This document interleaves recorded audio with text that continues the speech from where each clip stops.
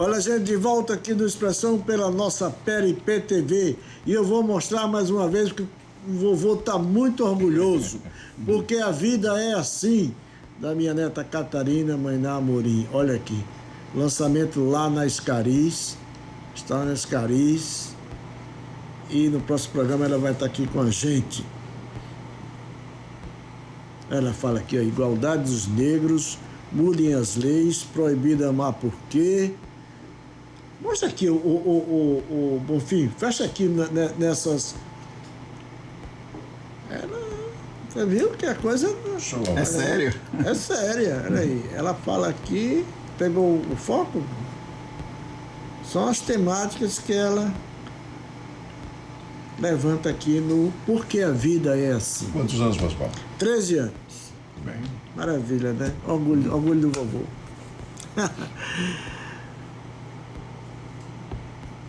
Lindolfo Amaral. Perdemos Arildo Deda. Perdemos os maiores nomes do teatro brasileiro, um nome que dignifica a arte do teatro, arte cênica no Brasil, e que muito honra Sergipe por tê-lo como filho. Tem um amigo meu, que é nosso amigo, Clóvis Barbosa, amigo nosso, que ele diz assim, que se Leonardo Alencar, por exemplo, tivesse nascido na Bahia, seria hoje um dos maiores do mundo, porque a Bahia sabe respeitar e dignificar os seus, como o fez com Arildo Deda. O jornal Correio de Sergipe publicou... Correio da Bahia. Correio da Bahia, perdão. Publicou hoje uma matéria de capa, né? Homenageando Arildo Deda, fantástico. Eu vou depois pedir a técnica aqui para mostrar a foto dessa matéria, que é realmente belíssima, com relação a Arildo Deda. Você participou, você estudou na Bahia, a arte cênica, teatro, lá na Universidade Federal da Bahia.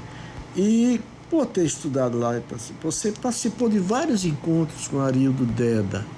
Fala um pouco. Então, Arildo nasceu no dia 3 de novembro de 1939, na cidade de Simão Dias. Arildo é filho de uma família de 7 irmãos, né? Na verdade, ele é o terceiro filho de um casal simples, que morava não no centro da cidade, mas morava próximo ao centro da cidade. O pai dele sapateiro, a mãe dele dona de casa, mas um casal presbiteriano. Arildo é de uma família que era evangélica, né, de uma igreja presbiteriana. Eu chamo isso a atenção porque isso vai repercutir na vida do Arildo. O Arildo, ele vai estudar no Colégio 2 de Julho, né, ainda adolescente. Naquela época, as famílias tradicionais sergipanas mandavam seus filhos estudarem em Salvador. Inclusive as famílias tradicionais do interior, né, não vinham estudar em Aracaju, estudar em Salvador. Assim, várias famílias fizeram isso. Mas o primeiro irmão, o irmão mais velho do Arildo, foi estudar em Salvador, né, com muita luta do pai, né. Quem era o primeiro irmão, o mais velho? Era Heraldo? Heraldo. Heraldo faleceu há pouco tempo. Não tem um mês, vai completar um mês que ele faleceu. Então, mas o Heraldo desistiu no 4º ano ginasial. E o pai ficou muito chateado com isso, porque é um investimento, né? E aí Arildo quis estudar em Salvador. E o pai disse, não, eu não vou poder investir esse dinheiro, senão eu vou ficar com dificuldades para manter a família. Mas a mãe disse, não, deixa, ele foi. Ele foi estudar no Colégio 2 de Julho, porque era um colégio presbiteriano, né? E lá, ele sempre foi um aluno muito aplicado. Desde o início, ele já se mostrava interessado pelas letras. Aliás, ele foi estudar letras na Universidade da Bahia. Mas lá, ainda no 2 de Julho, ele participava de recitais do colégio, nas festividades do colégio. E lá, o primeiro trabalho dele foi recitar Navio Negreiro de Castro Alves. o que chamou bastante atenção, né? Depois, ele conseguiu uma bolsa via esse colégio presbiteriano para estudar nos Estados Unidos, em Ohio. Eu acho que foi Ohio, foi Louisiana, se não me falha a memória. Passou lá 2 anos. Ele sempre gostou de cinema. Ele tem um depoimento dele que ele fala que a partir dos 3 anos de idade ele já ia ao cinema, né? E ele sempre gostou do cinema. E foi para os Estados Unidos, então, né? Sempre ia, né? E um outro detalhe bem interessante é que, como ele gostava de letras, ele aprendeu francês facilmente no colégio. E dava aula, fazia aula de banca com os colegas que não conseguiam, né, estudar francês, e ganhava um dinheirinho. E esse dinheirinho ele ia para o cinema nos finais de semana. Isso nos Estados Unidos. Salvador, depois nos Estados Unidos. Né? Quando ele volta em 1959, a primeira viagem dos Estados Unidos, ele volta para o colégio e ele começa a ver melhor o mundo, né? Claro, né? Ver com outra visão, né? E aí ele chama a atenção um espetáculo que estava em cartaz no Teatro Santo Antônio. A escola de teatro da UFBA, ela foi fundada por Edgar Santos, o reitor, em 1956. Né? Acho que é a mais antiga do Brasil. É uma das mais antigas. A primeira é a EAD, a Escola de Arte Dramática de São Paulo, ligada à USP. Então é a segunda. É a segunda. A primeira do Nordeste, sem sombra de dúvida. A primeira do Nordeste, acho que isso é fantástico. Ninguém comenta sobre isso, né? Quer dizer, o teatro brasileiro, a escola de teatro brasileiro começa praticamente na Bahia. E o Arildo saía escondido para ver teatro. Não era permitido naquela época. Ele era um aluno interno e era aluno presbiteriano. Só que um dia ele saía escondido. Um dia o diretor do colégio pega ele voltando. Aí, onde era que você estava? Ele disse, olha, eu não vou mentir para o senhor, porque mentir é feio. Eu vou dizer, eu estava assistindo uma peça de teatro no Teatro Santo Antônio, que fica aqui perto. E aí o diretor disse, não tem problema. Encurtando a história, acontece um movimento de cultura popular em Salvador, o CPC, ali no início da década de 1960. Ele vai assistir uma palestra e alguém pergunta, quem quer fazer parte do CPC? Ele olha para um lado, olha para o outro e fez, eu. Era o Centro de Cultura Popular, né? Era muito ligado ao pessoal da esquerda, já naquela... Naquele momento. Exatamente. Ele vai, né? Depois disso, ele conhece os dissidentes da escola de teatro, que era chefiado por João Augusto. João Augusto que vai fundar o Teatro Vila Velha. Exatamente, isso que eu ia perguntar, porque essa dissidência acontece no Teatro Vila Velha. A dissidência acontece na escola de teatro. Sim. É uma dissidência com Martim Gonçalves, porque João Augusto veio com Martim Gonçalves do Rio de Janeiro para fundar a Escola de Teatro da Bahia. Aí tem uma briga entre Martim e João Augusto. João Augusto sai, traz vários alunos da escola para fundar esse grupo. Na verdade, o primeiro grupo chama-se Sociedade Teatro dos Novos, né? Dos Novos, melhor dizendo.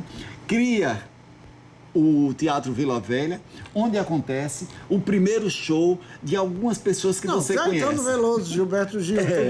O tropicalismo nasce ali. Eu toquei no Teatro Vila Velha. Tive a honra de tocar no Teatro Vila Velha. Isso acontece em julho. Aliás, a inauguração é em julho de 1964, mas o show mesmo acontece em setembro de 1964. O show. O show mesmo. Mas eu acho que o auge do Vila Velha é os anos 70. O nome do show é Nós, por exemplo. Mas o Teatro Vila Velha sofreu perseguição do Exército, né? No período da ditadura, muito forte, né? Teatro brasileiro. E aí tem um outro detalhe. O Arildo, juntamente com Sônia dos Humildes, uma grande atriz, grande amiga dele, né? Grande companheira do teatro, e Bem-vindo Siqueira, cria dentro do Teatro Livre da Bahia, Sociedade de Teatros Novos, cria o Teatro Livre da Bahia, Teatro de Rua. Quando é que acontece o nosso encontro? Em setembro de 77, na Praça São Francisco, em São Cristóvão. É ali... Mas já com Emboaça? Não, é ali que o grupo decide fazer teatro de rua e logo depois torna-se Grupo Emboaça. O grupo já existia, mas não tinha esse nome. Qual era o nome? Aspectos. Aspectos. É um nome estranhíssimo, né? Aspectos. Aspectos, Era o nome da época, assim, que chamava atenção. Né? Eu sempre tive. Sempre disseram que o Bem-vindo foi praticamente um padrinho do... Foi, porque o Bem-vindo veio para Aracaju em dezembro de 77, ministrar um curso de teatro de rua na Sociedade de Cultura Artística de Sergipe, na SCAI, a convite do Amaral Cavalcante, nosso saudoso amigo Amaral Cavalcante. Mas, vou citar, Arildo foi um dos que lutou pela manutenção do teatro de rua dentro do Teatro Livre da Bahia, porque João Augusto não era simpático à ideia, achava que o teatro de rua ia tirar a bilheteria né, do Teatro Vila Velha. Claro. Né? E são duas propostas completamente distintas, não é uma luta contra a outra, não, pelo contrário, uma complementa a outra. Acontece que nesse mesmo período, o João Augusto faleceu no dia 25 de novembro de 1979, ano que o Arildo entra na Universidade Federal da Bahia para ser professor da Escola de Teatro. Tá vendo? Tem muita história para contar, né, Bittencourt? Agora, Bittencourt, a posição do... Vamos mudar um pouco aqui, porque eu sei que Arildo também estudou muito e fez muito isso. A posição do negro no teatro e na cinematografia brasileira também foi muita porrada, né? Porque parece que é o Abdias que cria o teatro negro brasileiro, né? O Abdias Nascimento cria o teatro negro, o Teatro Experimental do Negro. Experimental do Negro, em 1943, né? Exatamente. Depois de uma viagem, Abdias não era de teatro, Abdias era um economista, né? O Abdias vai para dar uma conferência no Peru, se não me falha a memória, em Lima, se não me falha a memória, ou em Bogotá, agora não estou lembrando. Isso aqui é uma das capitais aqui de um país aqui da América do Sul. Ao chegar lá, vê um espetáculo onde a personagem era uma personagem negra, mas estava um ator branco fazendo uma personagem negra com o rosto branco. Aquele blackface, né? O blackface. E aí ele fica horrorizado com isso, volta para o Brasil e cria o Teatro Experimental do Negro, em 1943. Porque como é que você pode não entender... Não apenas com atores negros, mas tratando de temáticas relativas principalmente com atores negros. Vida, né? Principalmente. O forte do Teatro Experimental eram atores negros. Aí ele escreve uma carta para o autor, era um autor americano, pedindo autorização para montar aquele texto que ele viu lá, com blackface, com atores pretos, e o autor autoriza. É bonita essas histórias, né? Coisa fantástica. História de resistência mesmo, né? De luta e tal. Por que você pode entender o teatro na Bahia sem o preto, sem o negro? Não dá para entender. Dança na Bahia sem preto. Dança. Pois é, como é que você vai entender? Qualquer coisa na Bahia sem preto. Qualquer coisa no Brasil, de fato, sem preto, né? Pois é. Qualquer coisa no Brasil sem preto não tem a representatividade que precisaria, que deveria ter, né? Infelizmente. O Arildo, ele fala, nesse livro aqui, de dois queridos, Luiz Mafuz e esse livro aqui, Raimundo esse livro foi Matos, publicado na Universidade Federal da Bahia. Acho que a universidade foi. É uma homenagem aos grandes mestres da escola, né? Isso. Então, Arildo é um grande homenageado aí. Arildo está aqui, tem umas. E os dois autores, os responsáveis pela organização do livro, são dois professores da UFBA, né? Raimundo aposentado e Mafuz ainda dá aula. Bonfim, vou pegar aqui umas fotos de Arildo aqui. Aqui é no teatro. Que espetáculo é esse aqui? É Fim da Partida. Ele fez coisas fantásticas. Fim da Partida, 2011. Fez a Edmilson Fernandes, aí fez o... Tieta do Agreste. Aí no cinema ele fez muita coisa. Ele fez Central do Brasil, né? Ele está no elenco Central do Brasil. A última sessão de teatro. Tereza Batista, ele participou da série Tereza Batista também da Globo. Né? Tá pegando aqui? Ou... Tá pegando isso aqui? Tá. Então tem muito. A segunda, Gabriela, ele participou também. Olha aqui, essa daqui, belíssima. A Galileu. Galileu fez Hamlet. Fez. Galileu de Brecht, né? Que homenagem belíssima, viu? Pronto. E aí uma coisa interessante... Eu digo sempre aqui no programa, que o meu amigo Bittencourt está meio agoniado, que ele tem sessão daqui a pouco, né? Mas precisa sair. Mas eu digo sempre aqui no programa, a gente não se conhece.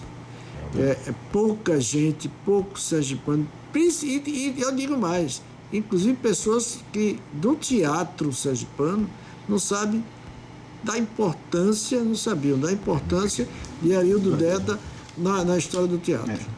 Não, verdade? E ele nunca deixou de vir a Aracaju. Quando eu estava estudando, eu fiz mestrado, doutorado e pós-doutorado em Salvador, na UFBA. Ele pegava carona comigo, tá indo para Aracaju, eu disse, vamos, aí vinha comigo. Né? Ele inclusive, assistia a espetáculos aqui. Ele viu em Boaça várias vezes. Né? Ele participou da comissão de jogadores de uma mostra de teatro que aconteceu aqui em 1989, no Centro de Criatividade. Né? É isso aí? Gente, o pessoal está dizendo ali que a gente não tem mais tempo. Eu quero agradecer meu querido amigo Bittencourt pelo belíssimo trabalho que você tem feito em prol da raça. Obrigado. Isso é muito bom. Lindolfo, eu soube que você se aposentou, Lindolfo, da Secretaria de Cultura. Mas você não vai se aposentar nunca, Lindolfo. Olha, eu estou trabalhando mais ainda, por incrível que pareça, Bittencourt. Eu me acordo já com a agenda de atividades que tenho que fazer. Eu não sei como é que vai ser, porque tem muita coisa. Eu tenho que trabalhar essa bastante. semana que vai ter o Você não Emboaça. se pertence, Lindolfo. Você se toque disso. Olha, ontem teve uma apresentação dos meus alunos da turma de 2023. Eu dou aula no Emboaça, faço acompanhamento do grupo residente, o coletivo de lá, que está no Emboaça, está montando um texto lindo de Homero Cavalcante, né? Anjos. Né? E estou aí trabalhando e acho que isso é importante. Ele não trabalha, ele se diverte. É diferente. Você não vai ter o Emboaça em Itabaiana? Em Itabaiana, sábado, 23 às 16 horas, na Igreja da Matriz. Olha aí, qual é o espetáculo? A Peleja de Leandro na Trilha do Cordel. Maravilha. Vamos falar um pouco sobre esse grande lá em Itabaiana, vamos receber o Emboaça aí com muito carinho, com muita honra. Um beijo para você, meu querido amigo Samarone, secretário de Cultura lá de Itabaiana. Bom, gente, obrigado, uma honra tê-lo aqui no programa. A gente vai encerrar o programa com mais um pouco de homenagem ao nosso Arildo Deda. Lembrando que sexta-feira a gente está de volta, às 8 da noite. A reprise no domingo, 11 horas. Fiquem então com Arildo Deda.